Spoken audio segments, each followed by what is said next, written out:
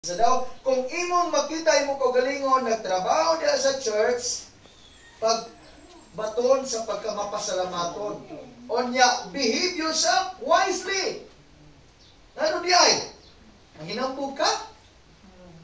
Ako rin yung nakahimo diya simbahan manilhig perminti. Ako rin yung nakahimo diya. Ako rin yun. Tandaan na lang yan. Eh siya rin daw.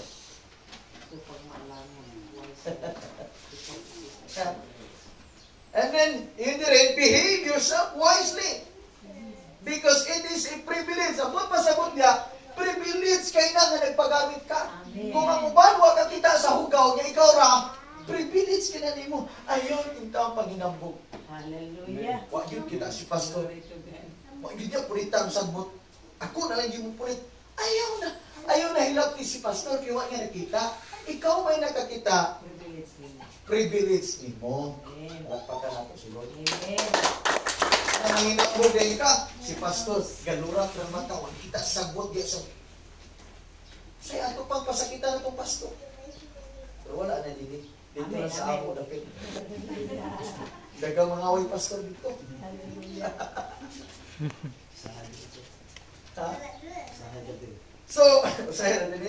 So, kung makita ni mo kagalingon nga nagtrabaho ka, it's a privilege. Amen. Pasalamati si Lord. God. Kaya bitawin ka nga Lord, salamat kayo nga na Lord, nabuhat na ko. Example, maka-Bible study ka. Okay. Maka-Bible study ka. Kasi naman ko sa mga membro ba nga, dili ba kayo nila tagaan o kining building food bus, alam ko sa uban, example sa iyong pastor. Ngayon kita na ang iyang nahimo. Nga, ako rin nakahimog Bible study sa among simbahan. Kasi pastor, o bang mo mga kauban niya, yun na padlantaw. Privilege kayo na nga nag-Bible study ka. Amen. Pasalamati si Lord niya. Behave lang. Hallelujah. Ayaw pang inabog kay ikaw na magpanalangin sa Ginoo. Amen. Kung imo nang ipahit sa uban, imo pang itirada sa uban, yun ang Bible, ang imong panalangin, umana. Adawat na nimo. So gusto ka more, gusto ka og surprises. Ilog lang. Amen. Amen. Ilog. Amen. Kaya nga no, dili na pahinambugay ang atong trabaho sa Ginoo. Sa galit daw, privilege to rin. Salamat ka kay naka-Bible study ka. Amen. Amen. Salamat ka nga nakadunit ka. Ako rin nakadunit sa simbahan og speaker. Kaya nakita din ako kinanglan ng simbahan, privilege ka na nimo. Ayaw pag inambog nga nakahatag kag speaker. Kaya gitandog ka sa Ginoo, pasalamat ka kay ubi ka. Kaya wa kami ubi sa Ginoo, kamura kayo magsabot sa Ginoo. Amen! Amen. Hallelujah. Ako rin yung nakadala o gining bagong membro simbahan. Ang uban niya, ay yun, na ipanlantaw. Pasalamat ka sa Ginoo kaya nakadala ka. Privilege kaya mo. Amen! Amen. O niya, pagagantihan ka. Pero kung manginambog ka, ang imong reward, umanang, idawat na nimo. Hallelujah! Amen! Amen. Dapat tayo nasabtan mga Lord. kaibigan. Amen. Hallelujah, praise the Lord. So, behave yourself wisely because it is a privilege. So, kung naakaana ang kinaiya, pasalamat siya doon. So, amin nyo, kung ang tanan membro sa church mo nani, pagkalindot kayo sa church. Ang tanan ng mga membro, mapausan, wala kayo hambugiro, wala hambugiran. Amen. Huwag yung kayo pwede ipaginapo kung sa imong nahatag sa church, kung sa imong nadunit, ang imong gibuhat ni pastor, naghatag ka ni pastor, pwede kada Domingo. Privilege kayo na imong nabuhat. Sabi niyo sa una, sa young people pa ko, kini wala man ko income. Kung makadawat dali ko kwarta, uli ko sa amo, kaya ako sa umama kwarta. Sabi niyo, privilege kayo na ko, kay ako sa una mo, direct man ko sa among pastor. Pastor mo, napitay. So, ginagmay na good. Tayo kung ginagmay, di man ko maulaw kay pag ang ako magod ka, dako kay ko panlanta, dako kay ko respeto. Kaya akong gi-consider ba nga alaga des Ginoo, suod kay des Ginoo. Pastor, napitay sa pastor. Kay gusto man din ko ang puwan niya. Paminaw na ko, grabe kalipay na ko nga akong mabuhat. It's a privilege. Amen. And I never tells to anyone, na ako, nagbuhat ko ni Pastor, nakikwata mo. No! It's a privilege. Kaya ikaw may gantihan sa Ginoo. Amen. Amen. Na akong na-realize, antod karon ang Ginoo, makaigsunan, nag-reward na. Praise God. Amen. Amen. Buhato na ito, manay kalipay. Thankful ta, it's a privilege, makaigsunan. Number 3. You must walk worthy because the grace of God has worked for you. Grasya ra ni tanan. Amen. Kaya kung mong batasan karon nga ganahan kay ka grasya sa Ginoo. Ayaw na yun i-compare nga mas buong talbi ko anak kay siya niyo.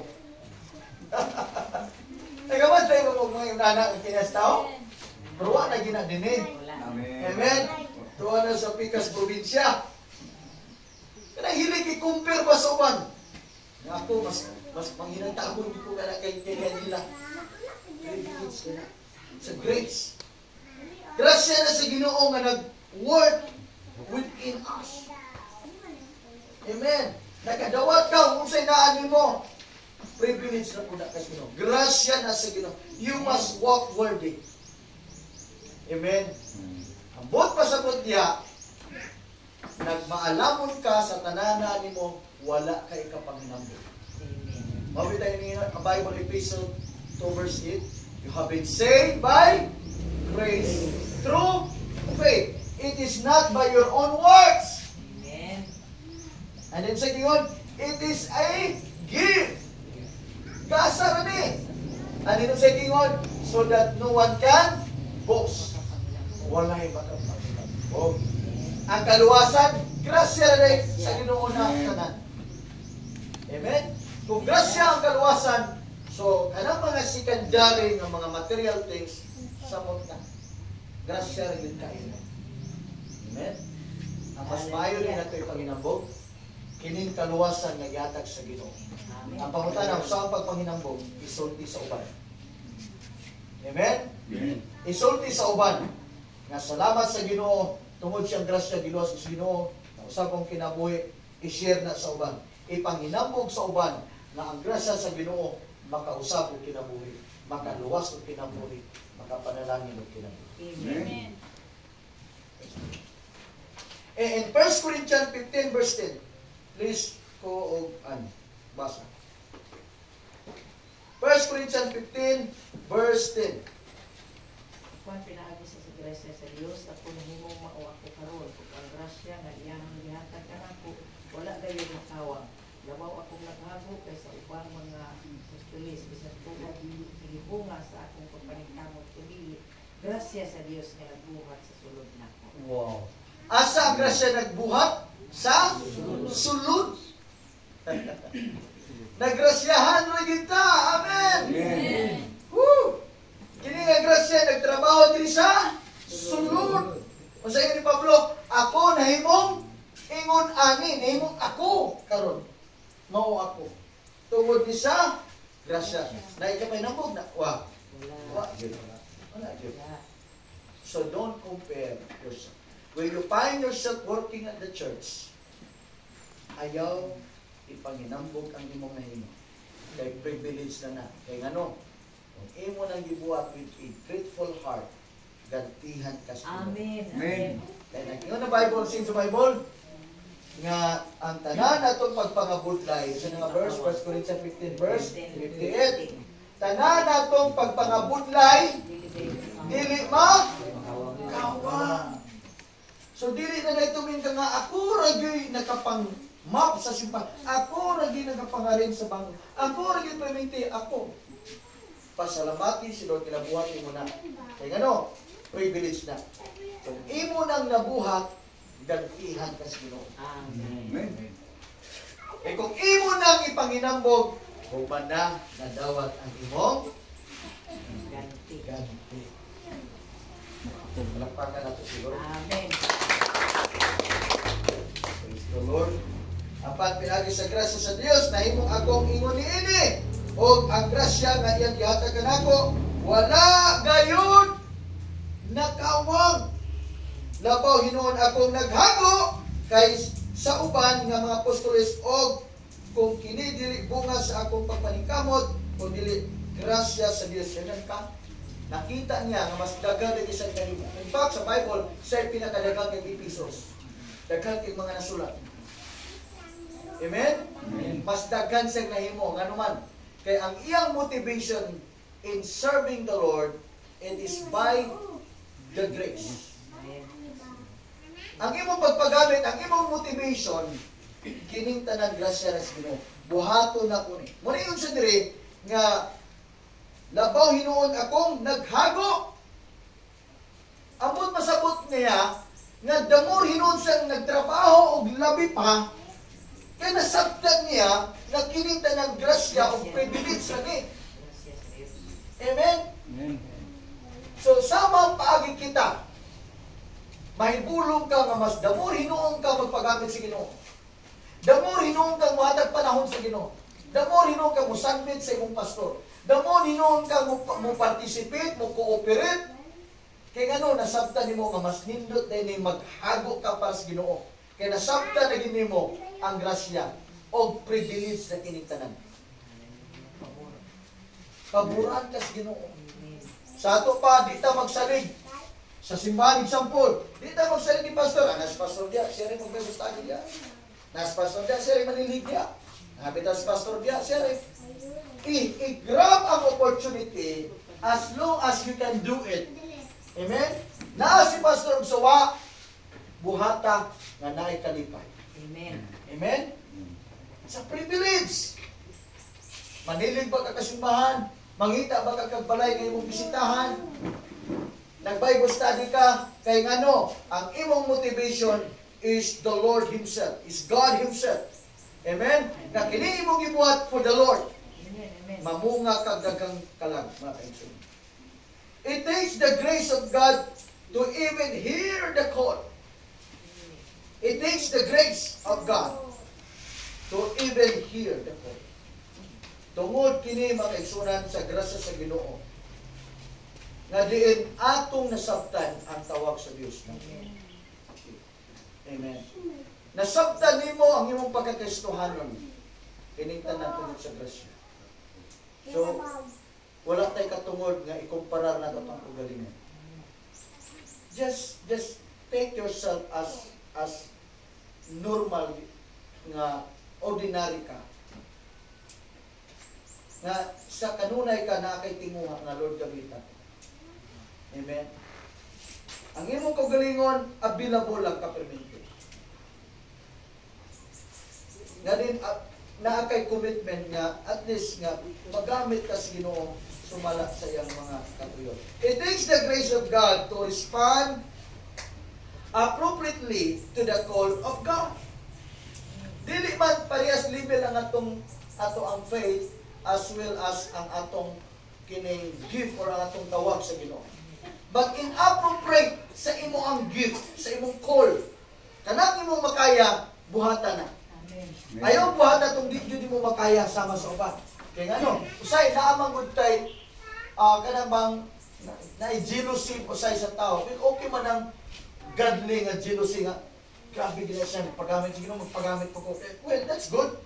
Kung ganang may trabaho ba, example, nga kining di pa nimo kaya na nga level, just wait your time. Amen? Inappropriate, kay aron nga dili ka ma-misinterpret sa uban. Lagi siya kay halos pulihan ng pastor. Ulat sa sakto pa lang. Amen? Example, na-train na ka, nakabalo na ka. I-basta nimo ang imo ang gift. Sumala sa imong kakayahan, hinay-hinay. Experience na ko na sa unang makaigsunan. Mga membro, pinapuso sa ka-church, nagtabang mo sa ka-church. Ang mga membro, nagkan sila mga sampol, i-open na sa ako. Ako, tungod kaya nga ako respeto na as pastor. Nasa mga uban. Amen? Usay na mo ko'y gitawag ko comparison. So, to avoid any conflict, so I have to be careful.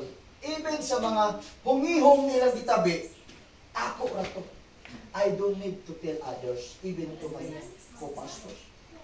Ano man, i-preserve nato atong friendship as one body, as we are brothers in the Lord. Amen? So, to maligayan na to makaigsunan, aron po at least ang mamintin na to ang harmony na to, relasyon na to, as a pastors. We are one, kining usa ka lawas sa ministry sa tawag sa Ginoo. Kung di pa ni mo na panahon, sama ni David ba? Gani ang mga tao gusto nga siya mo puli mahimong hari. Apat si David nasabtan niya nga di pa panahon. Kay grabe ang accomplishment ni David. Magkapatay sa 10,000 or 10,000 sa wala o sa tuo. Even more. 1,000 na kang soul. O grabing appreciation sa mga tao. But si David, be careful by, pagpakita o kining response sa choice sa mga tao, sa appreciation sa mga tao. But he remained himself as humble as he was. Nga naman, ingon siya, that's not the anointed one. Nasabtan niya na halos patyo na siya ni Saul. Kaya nagsilos na si Saul. But still, the respect of David is there. Because he respect and he submit to the anointed one which God appointed as a king.